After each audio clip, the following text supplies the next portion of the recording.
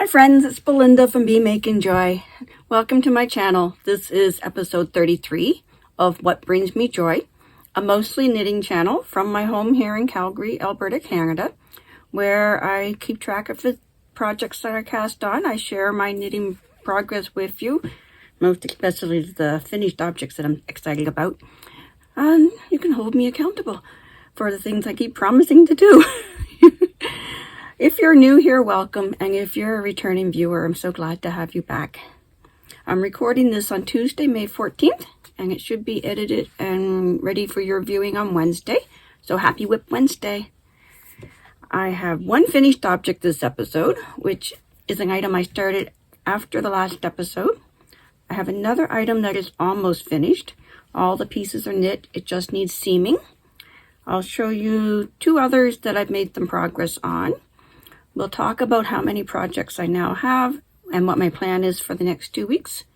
I'll share where I've been in the past 3 weeks, and I'll show you the things that I purchased along the way.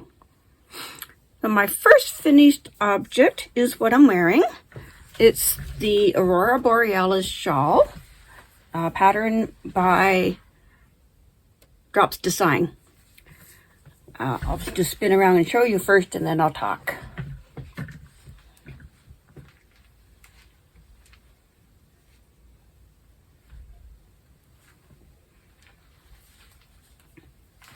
So I showed you the yarn for this project in the last episode. My daughter had asked me to donate an item for her dodgeball team to fundraise with. So I purchased the yarn last episode. The yarn is from Sea Turtle Fibers. It's Sea Turtle Fibers is a hand dyer here in Calgary. It's their Ridley sock base, which is an 80% superwash merino, 20% nylon. And this colorway is called Gnarly. But I bought it because it reminds me of the Northern Lights, which is the color of the team's uniforms. Their team name is Aurora. They won their provincial championships, and they're going to be fundraising for national championships.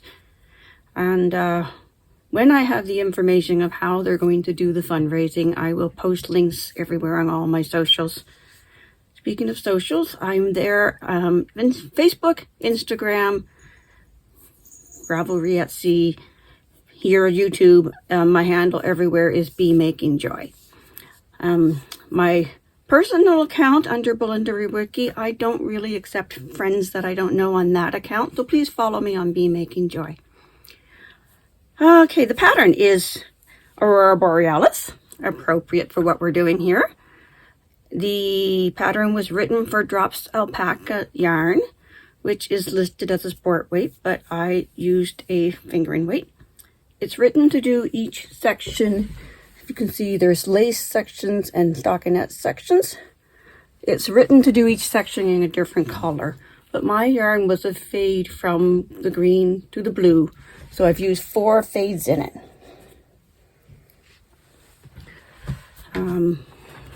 My skeins were 50 grams each, 200 yards each. Yards or meters, I don't remember which, sorry. Yeah, I ended the pattern early because I ran out of yarn. It was actually supposed to have one more lace repeat in it, but it's quite large enough without it for me. My finished dimensions after blocking are a 57-inch wingspan, a 26-inch depth at the back. So it's perfectly fine without that final section. I'll tell you, the bind off edge took me a while because I was playing yarn chicken. I was halfway through a row and questioning whether I was going to have enough to bind off on the next row. Decided to tink back that half row and start the bind off. I'm more than halfway through again, and I realized it's not going to be enough to finish that bind off. So then I had to tink back 2 rows and do the bind off. The pattern just says bind off loosely. So I did a bind off that was, I found in a tutorial by 10 rows a day. It was the Toadiest being one that stops the stockinette from rolling, and it seems to be doing that. It's not rolling. The pattern is free on the website garnstudio.com, which I will link below. That's Drops Design's website. They're in Norway, but the pattern is translated into English and several other languages. There's no difficulty rating written on the pattern, but I would call it intermediate to advanced, mostly because of how it's written, because you'll have to understand how to read charts, because there's no written backup to the charts.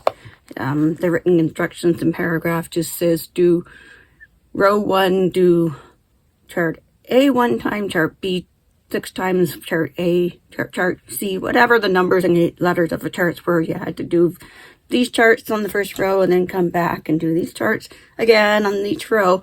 So you're juggling the charts. Although they did print out well on 1 page, 2 pages. Yeah. Anyway, I was going to say the charts are different than any that I've seen in Canadian and American patterns.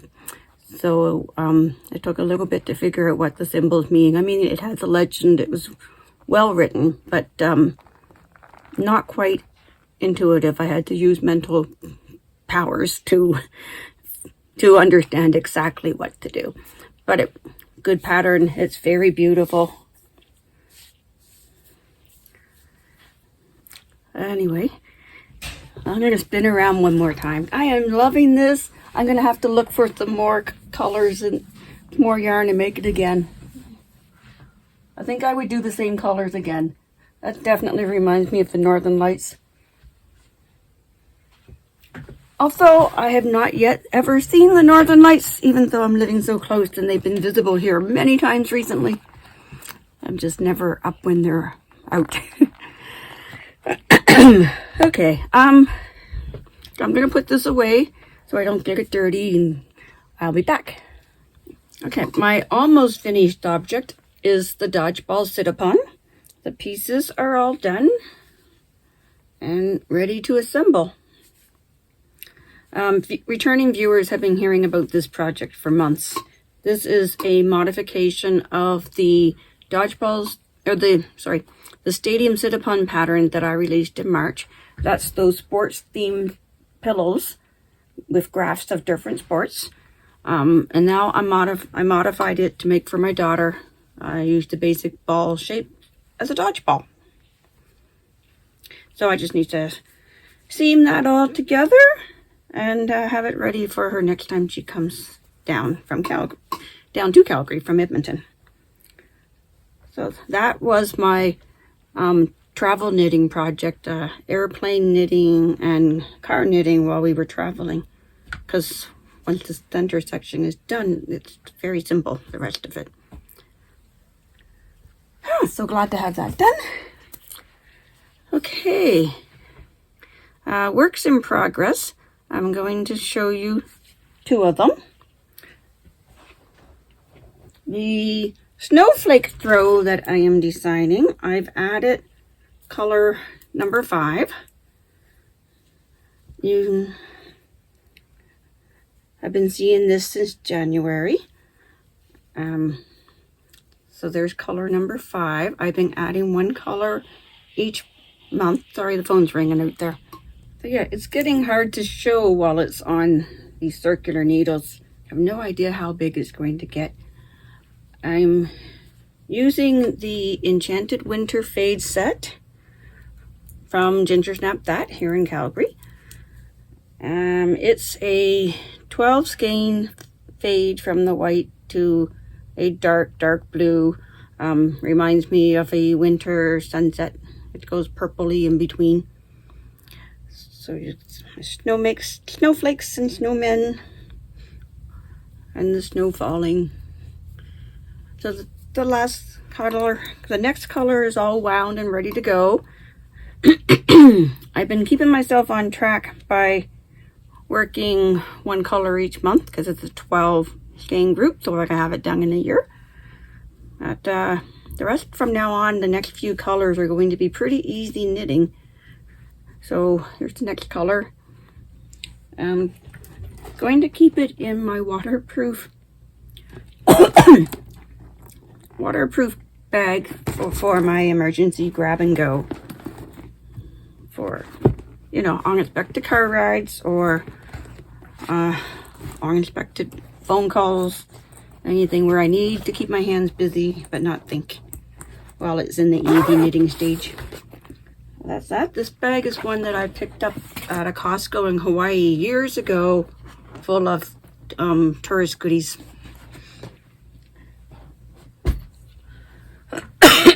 Okay, the other project I want to show you is another one that I started since the last episode. But you saw the yarn last episode. I purchased it the same time I purchased the sea fiber stuff. Hoping you could hear me while I had my voice down in my bag. Keeping it in the project bag that came from the December Memories in Yarn pack from Pearl Fibers out of Saskatchewan. And what I am doing is I am re-yarning, modifying a pattern that I released back in 2020. The pattern was called the Lightning Bugs Wrap or Poncho. There's my original, the gold sparkly poncho in worsted weight, and which worsted weight works really nice for the poncho. But I think the fingering weight that I am re-yarning this with is going to be wonderful for a wrap.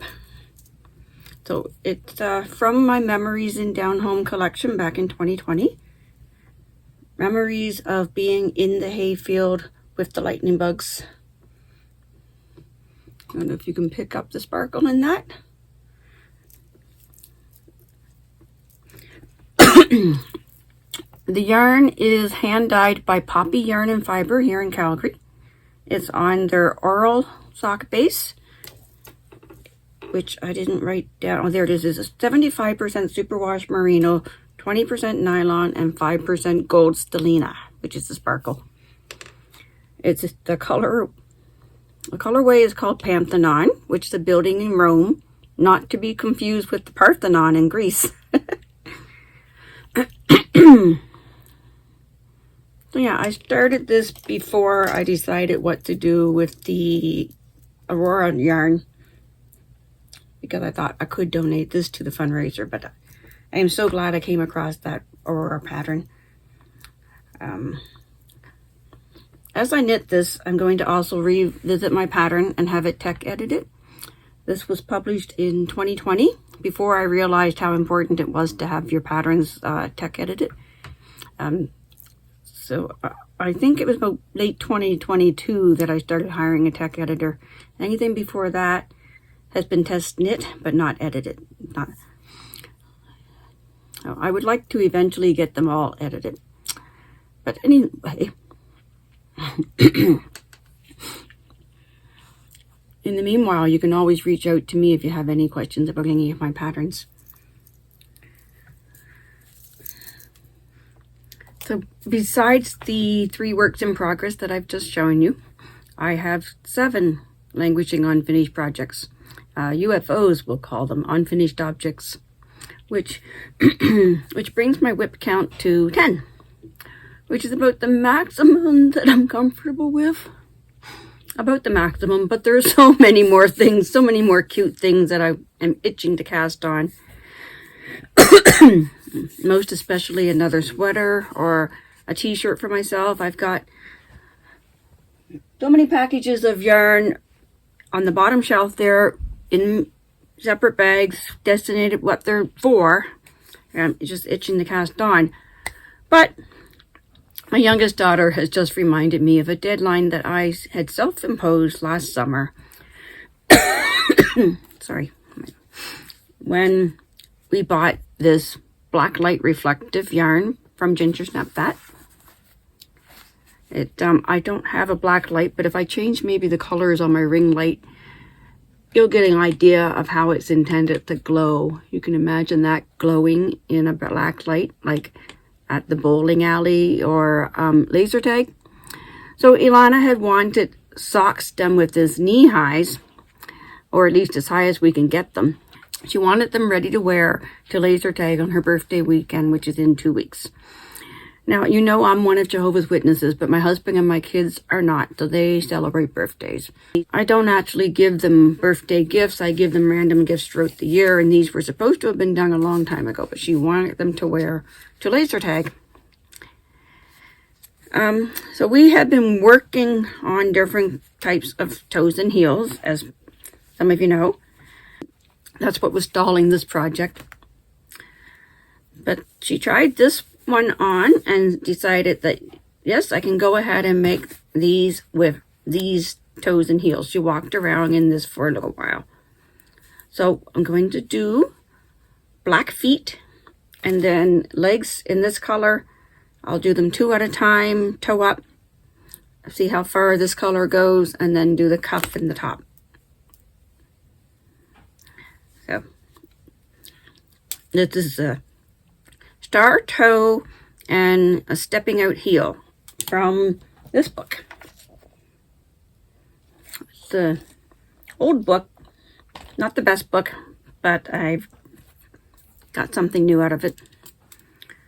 And she's comfortable with this, so I guess that's what I will be doing the next week, going on a sock knitting marathon.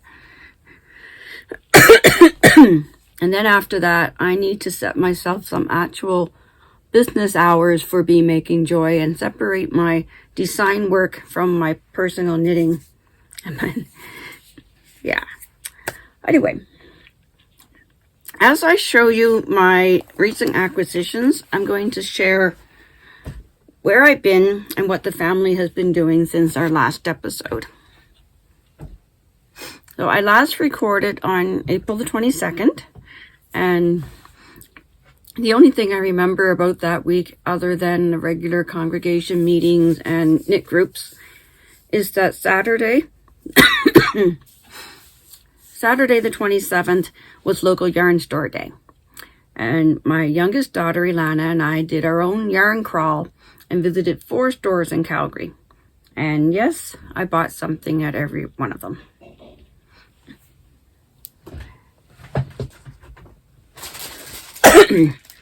First, we went to Yarn Twisters in Mahogany, Southeast Calgary. There I bought a leather shawl cuff, which is adjustable for whatever size thickness of shawl you're wearing. So the shawl goes over your shoulders, this tail's here, this goes around the tails and snaps into a hole.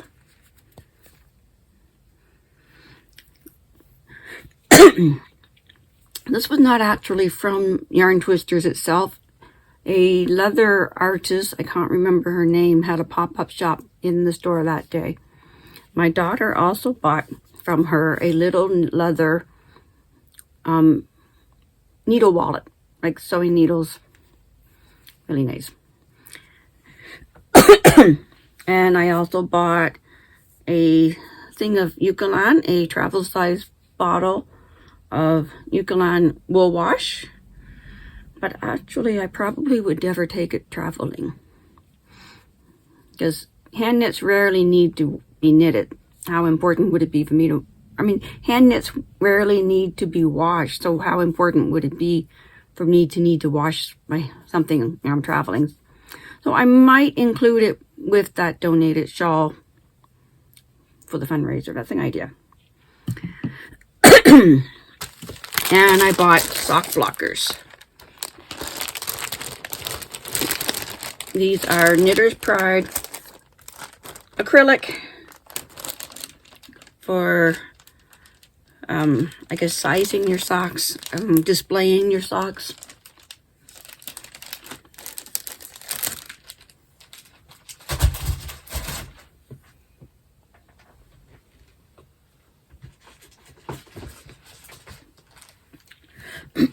And then we went to Stash Lounge. That's down in Inglewood, kind of central Calgary area. And Ilana and I each bought a shawl pin. Oh, I will take them out of the package. I believe this one is Ilana's, a stick. And this one is mine.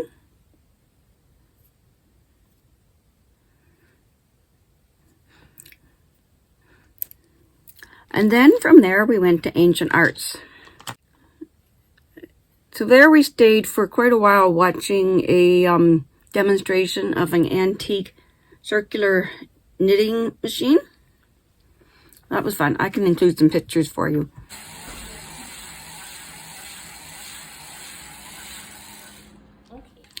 And while we were there, my daughter bought a large project bag. I should have maybe grabbed it to come show you. And I bought some yarn.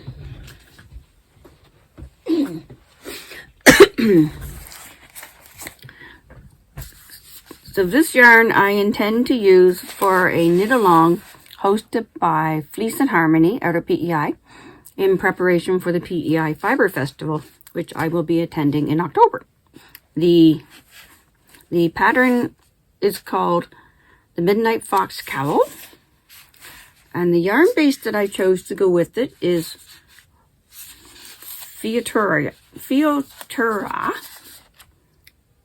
which is an Italian word for bloom, and it's 70% superwash extra fine merino, 20% silk, and 10% cashmere.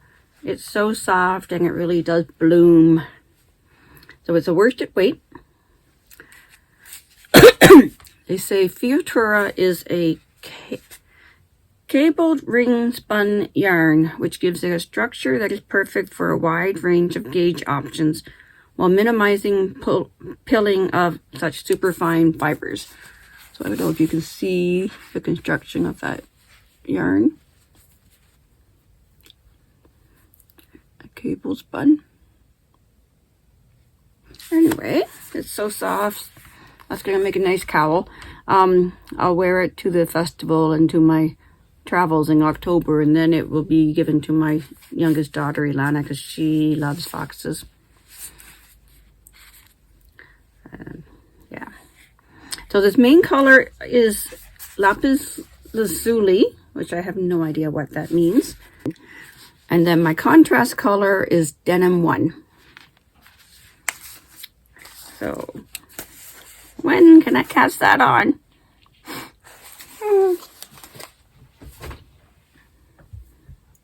And lastly, we went to Gina Brown's, where I bought wooden needles. These are Shiagus. I prefer my metal Shiagu needles, but on a recent trip, the screening agent at the scanner almost took my needles away. Although the websites say that knitting needles are allowed on Canadian and American flights, but it is up to the individual agent to decide if something is too sharp. And on this trip, back while I still had my cast on my foot and was using a cane, they pulled my bag aside, one of my bags, and the ladies asked, "Are there knitting needles in here? I have to take them out." I was sure she was going to take them away from me. And I was juggling my cane and my roller bag.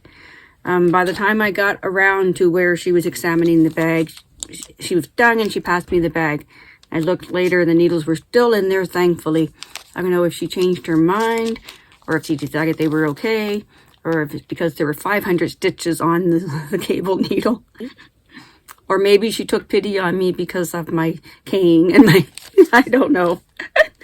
But from now on, I'm going to travel with wooden knitting needles, especially in the fall when we go over to Europe. So I bought these for the Aurora shawl that I finished.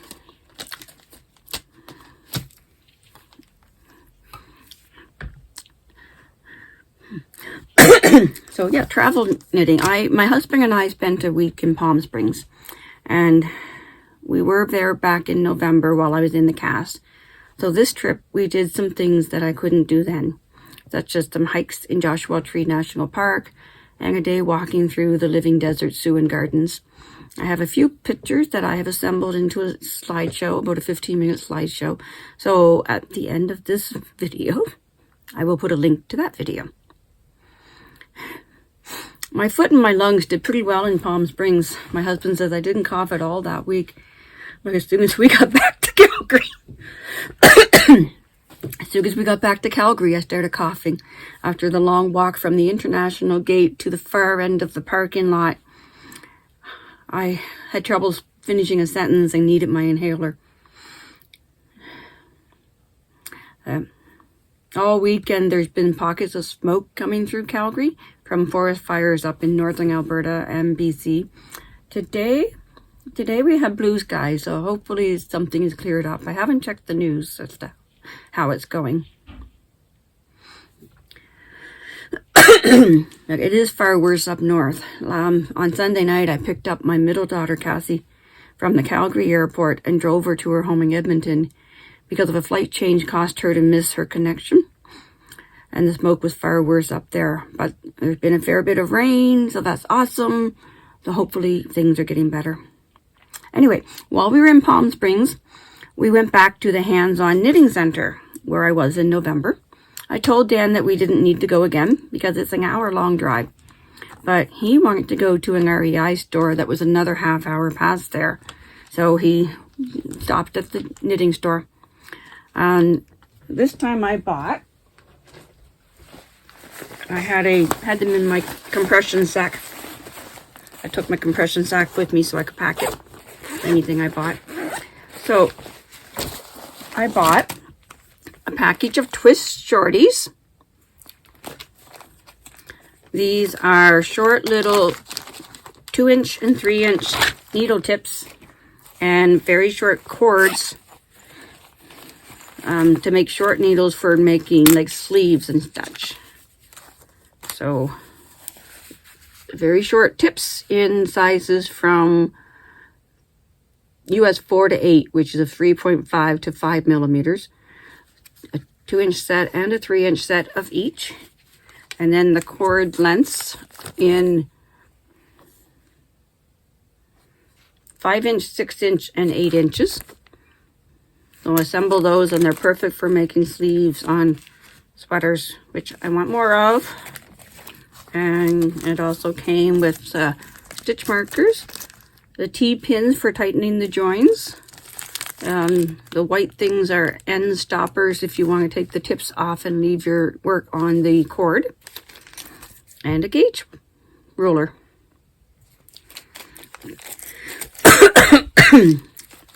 I've been looking at these for a while. In Canada, they were like $180 is what I have been seeing them for. This was priced at $115.75 US. And even with our ridiculously high 37% exchange rate, it still came out cheaper than those prices I've seen in Canada. So I bought that. And yarn.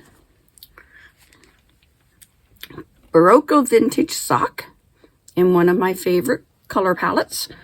Something in the purple family, of course. There's no color name on here. And it is a little darker than it kind of brightens up when I get under the light. But the color number is 12072. And I have a plan for a sock design someday. Vintage sock is 52% acrylic, 40% wool, and 8% nylon. This is 100 grams, 437 yards, 400 meters. I've never used anything Barocco before, but I know it's a popular yarn, so this should work. It doesn't have as much nylon in it as most sock yarns, but I think I'm going to love it. And I bought another Barocco yarn. I bought 2 skeins of this one. It's Barocco Tilly. It's DK weight, 375 yards to 100 grams. It's 62% Pima cotton and 38% Cupro. And I thought the shopkeeper said that Cupro was recycled cotton silk. When I Googled it, I found this. Cupro is a man-made cellulosic fiber which is made from cotton linters. Cotton linters are short, downy fibers which are a byproduct of the manufacture of cottonseed oil. It's one of the less known man-made cellulosic fibers, as consumers are generally much more familiar with tencel and viscose. Cupro is said to have all the positive qualities of silk. It's silky smooth and drapes just like the luxurious silk. Although, unlike silk, Cupro ignites easily and leaves behind copper-containing residue. Since Cupro is plant-based, unlike silk, which comes from silkworms, it is vegan and cruelty-free. Plus, unlike silk again, it is machine washable, which has a lower impact than the dry cleaning required for delicate silk garments. That doesn't apply to yarn. You're not going to dry clean yarn, are you? It's also a lot cheaper to produce and more affordable to purchase than silk. So, it's like a cotton silk blend. So silky soft, but I guess like many so-called environmentally friendly products, there's always a flip side. So I'm not quite sure what's to make. Something on my body. A t-shirt, I'm hoping.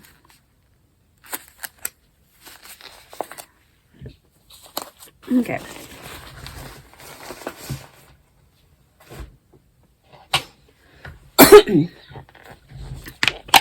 The day after we arrived home, there was a fiber festival outside the city of Calgary. The Foothills Fiber Festival, and adjacent to it was in conjunction with it, was the Millerville Spring Market. My daughter and I went. We bought a fair bit of food products from the spring market, and I bought some spinning fiber from Twisted Sisters Mill from Leduc County, which is just south of Edmonton. This was $10 for 50 grams of 100% Surrey alpaca in the colorway mocha. So it's a spinning fiber. No, I didn't say Siri. I said Surrey. Thank you, Siri. It's a fiber all prepped for spinning. And when I go to the PEI Fiber Festival, I am going to learn how to spin on a drop spindle. So yummy. So soft, so silky. Alpaca. Lovely. And we have the Ancient Arts Color of the Month for May. Haverman, A Vase of Flowers, 1716 is called. And I'll pop up a picture of the inspiration photo. This year, her monthly subscriptions are based on various photos, paintings of flowers. So I'm going to read out of the email that Ancient Art sends out with the subscription. Margaretta Haverman enjoyed a thriving career as an artist at a time when women were typically not permitted to take part in painting or any other form of artistic expression in the Netherlands or any other part of Europe. She was an artist who devoted much of her life to painting works that focused on flowers. Born and raised in the Netherlands, she studied with the notoriously secretive flower painter Jan van Huysum, and later gained admission to the French Royal Academy in Paris. The 1716 oil painting features a sprawling and vibrant bouquet of flowers that range from carnations and roses as well as fruit. If you look very closely, you can even see a housefly and a snail in her painting. Haverman brilliantly portrayed the bouquet and vase as having been surrounded by darkness with light pouring in from the left side of the canvas. This splendid artwork truly showcases the artist's mastery and her use of trailblazing pigments like Prussian blue. Over years, the natural yellow lake pigment used in the leaves has gradually lost its vibrancy, making them appear to have a blue hue. Prior to an exhibition in 2020, the painting was restored by removing a layer of varnish and a wax coating to reveal the delicate pastel colors of the roses. There's a fascinating article about the 2018 restoration of this painting here. She includes a link. I'll try to add that link to the description box below, along with pictures of the painting before and after restoration. There are also close-ups of the painting to give you a better appreciation of the exquisite details. That's lots of color in that.